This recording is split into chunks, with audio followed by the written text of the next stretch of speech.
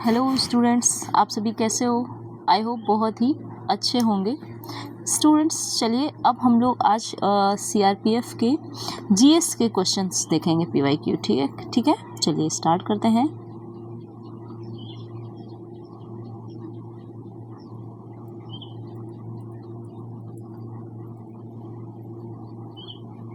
देखिए, हमारा पहला क्वेश्चन है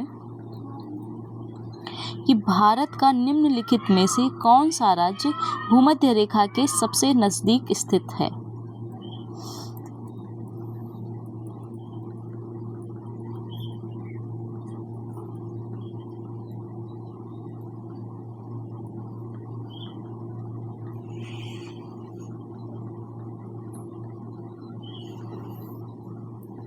कौन सा राज्य भूमध्य रेखा के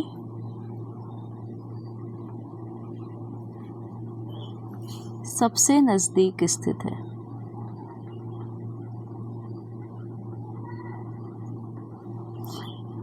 अब देखिए, इस टाइप का ये पीवाईक्यूज कराने का क्या मकसद है कि आपको ये चीज़ पता चल जाए कि हमें कितने डेप्थ में चीज़ों को पढ़ना है आपके एग्ज़ाम रेलिवेंट से। ठीक है, चलिए पहला ऑप्शन है तमिलनाडु, दूसरा है तेलंगाना, तीसरा है आंध्र प्रदेश एंड चौथा है गोवा।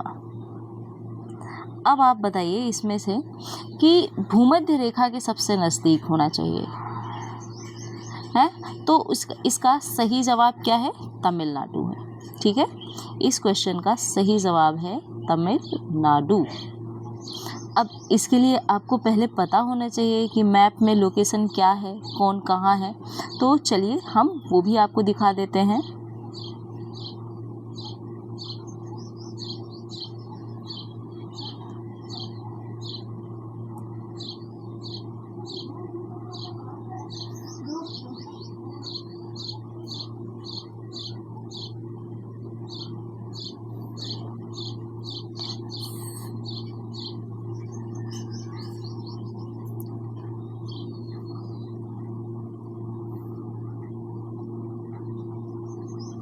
अब आप देखो यहाँ पर, इसके लिए आपको ये भी पता होना चाहिए कि कौन सा कहाँ जाएगा, बाउंड्री क्या है। ठीक है, तो तमिलनाडु आपका यहाँ पर कहाँ है? ये रहा तमिलनाडु। ठीक है, तेलंगाना कहाँ हो गया आपका? यहाँ हो गया तेलंगाना, है ना। तो आपको क्या करना है, ये मैप को पूरा अच्छे से गो थ्रू होना है, तभी आप चीज़ों को अच्छे से समझ पाओगे। ठीक है, तो आपको कर्क रेखा, मकर रेखा और भूमध्य रेखा, इन सभी की अच्छे से जानकारी होनी चाहिए। ठीक है, चलिए अब हम अगला पीवाईक्यू देखते हैं। और अगला क्वेश्चन है कि भारत की सबसे बड़ी प्रायद्वीपीय नदी कौन सी है? भारत की सबसे बड़ी प्रायद्वीपीय नदी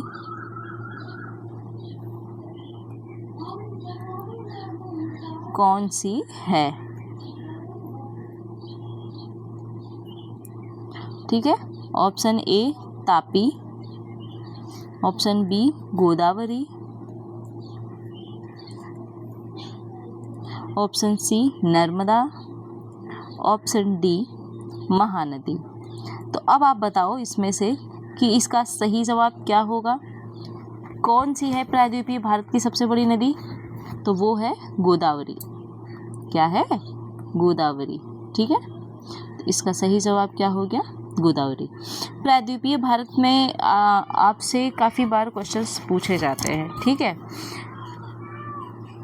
तो अच्छा, यहाँ पर ना चोटियों से भी पूछा जाता है, अनाईमुडी, डोडा बेटा, ये सारी चीज़ें आपको अच्छे से पता होनी चाहिए। ठीक है, इन्हें आप पढ़ लेना, इनके बारे में। चलिए अगला क्वेश्चन देखते हैं। बाकी आप जैसा कहोगे तो हम जीएस भी सही से चैप्टर वाइज कराएंगे। चलिए आगे बढ़ते हैं। अगला क्वेश्चन है हमारा, कह रहा है कि दिल्ली के निम्नलिखित में से, पहले एक छोटा सा कर लेते हैं। देखिए, निम्नलिखित में से किसे निम्नलिखित में से किसे यानी कि किस कोशिका को किसे कोशिका की आत्मघाती शैली कहा जाता है?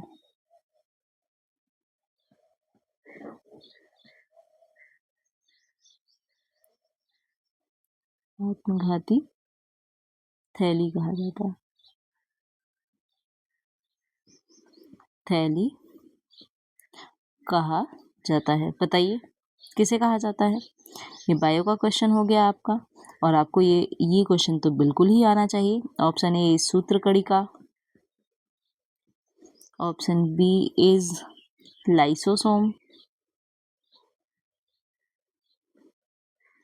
Option C Golgi.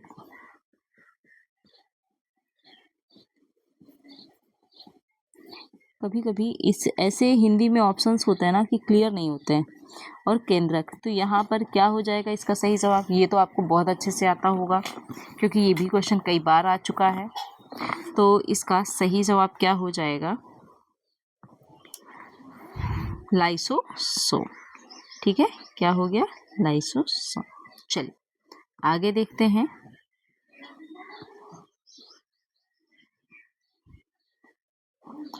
अगला क्वेश्चन इज, हाँ,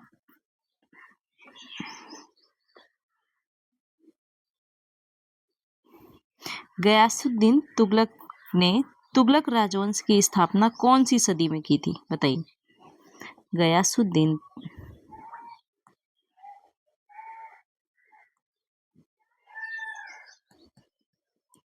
गयासुद्दीन तुगलक ने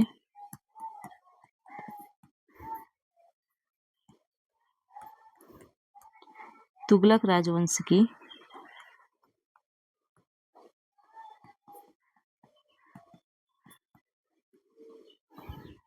स्थापना कौन सी शताब्दी में की थी?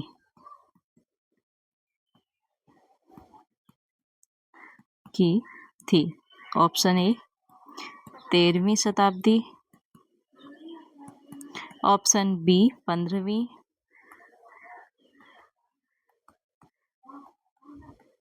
ऑप्शन सी 14वीं, ऑप्शन डी 12वीं। तो बताइए इसका सही जवाब क्या होगा? कौन है बताइए, कब की थी? तो ये भी फेमस क्वेश्चन है, ठीक है। 14वीं शताब्दी में। ओके, क्यों नहीं सेलेक्ट हो रहा है भाई? गयासुद्दीन तुगलक ने तुगलक राजवंश की कब स्थापना की थी? तो 14वीं सदी में।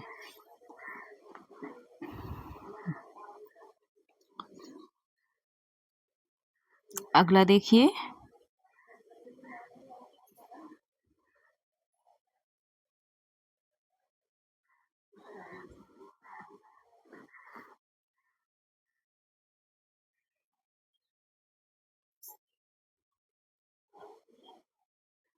हाँ, अगला क्वेश्चन है, सिंधु घाटी सभ्यता यानी कि आईवीसी के किस स्थल पर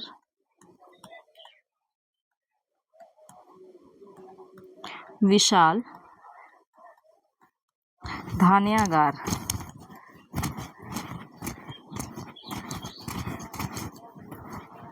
पाया गया था? अब आपको देखिए, कहीं धान्यागार पूछ दिया, कहीं स्नानागार भी पूछ देगा, ठीक है। तो ये आपको क्लियर होने चाहिए, ठीक है। इसका पहला ऑप्शन है लोथल, ऑप्शन बी है मोहनजोदाड़ो,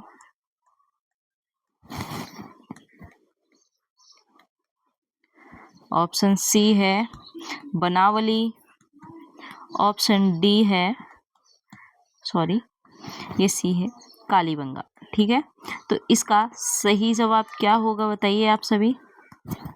तो सबसे ज़्यादा धान्यागार कहाँ पाया गया है? यहाँ पर मोहनजोदाड़ो में, ठीक है।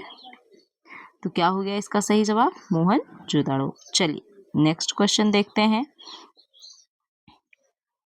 और देखिए हड़प्पा स्थल से एक और क्वेश्चन आया है। निम्नलिखित में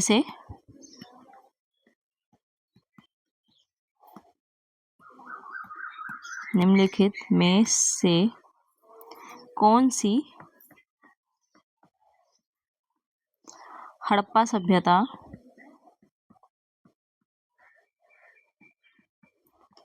की एक उल्लेखनीय वास्तुशिल्प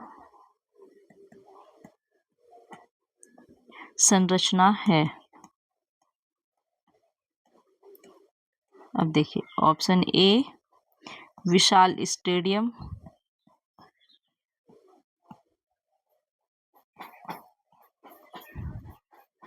ऑप्शन बी विशाल स्नानागार,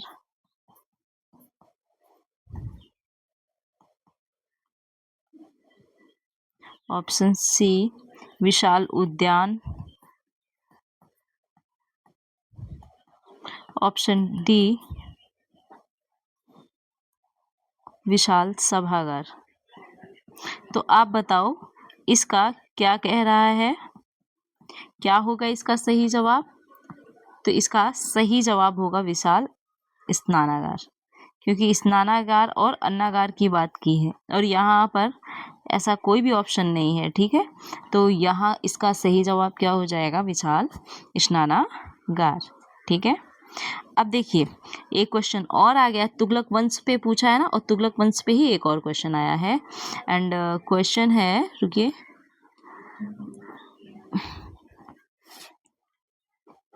क्वेश्चन इज कि मोहम्मद बिन तुगलक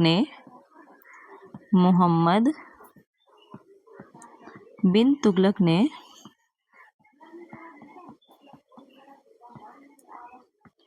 दिल्ली से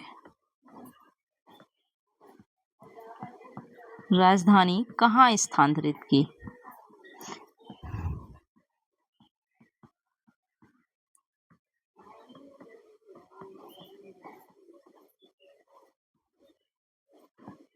ठीक है, कभी कभी आपसे उल्टा भी क्वेश्चन करके पूछ सकता है, तो आपको दोनों एस्पेक्ट्स में आना चाहिए, है ना।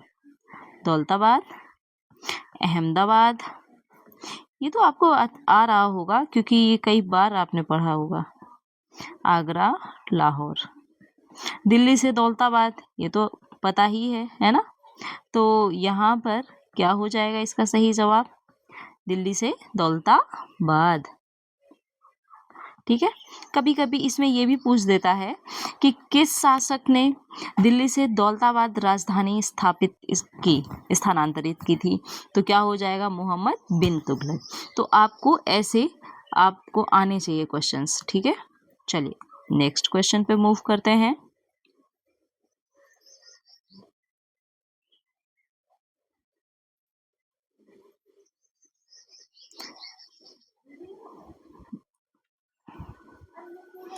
ये बताना है आपसे, पूछा है कि भारत के संविधान के अनुच्छेद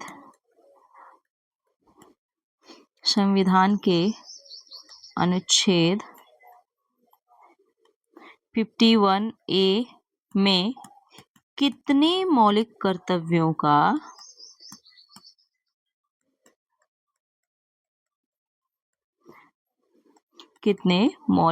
कर्तव्यों का उल्लेख किया गया है?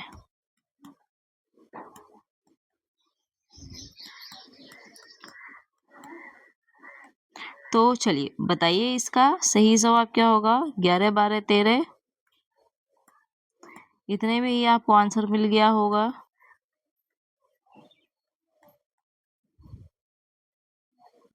तो बताइए इसका सही जवाब क्या है? 11। ठीक है, तो ये आपको पता होना चाहिए कि किस, और अच्छा ये भी आप बताइए कि जो जनगण मन है, राष्ट्रगान है, ये किस में उल्लेखित है कि राष्ट्रगान का सम्मान करना चाहिए? किस अनुसूची में है? तो तो ये चीज़ें मौलिक कर्तव्य में है तो किस नंबर पे है, ये भी थोड़ा बहुत आपको पता होने चाहिए। ठीक है, अगला क्वेश्चन देखते हैं।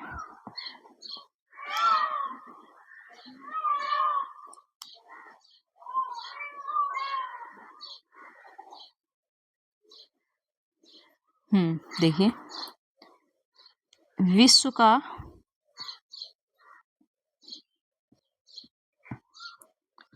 एकमात्र तैरता हुआ राष्ट्रीय उद्यान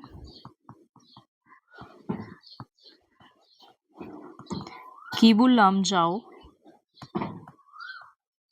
देखिएगा, इसी से 2 क्वेश्चन अभी बन जाएंगे। कीबुल लामजाओ भारत की किस झील में स्थित है?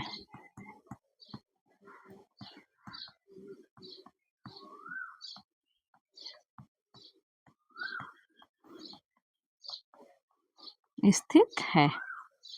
ऑप्शन ए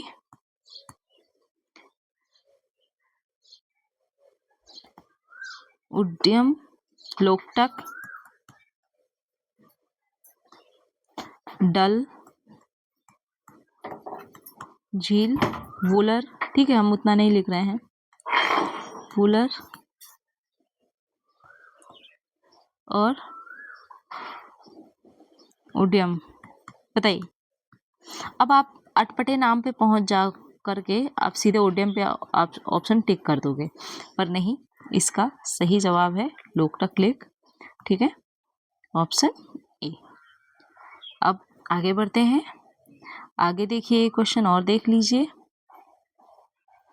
10 क्वेश्चन हो जाएंगे आपके। क्वेश्चन कह रहा है कि निम्नलिखित में से किस संविधान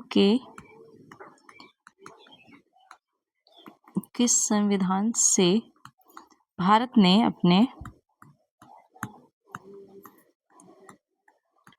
अपने संविधान में कानून के शासन की अवधारणा को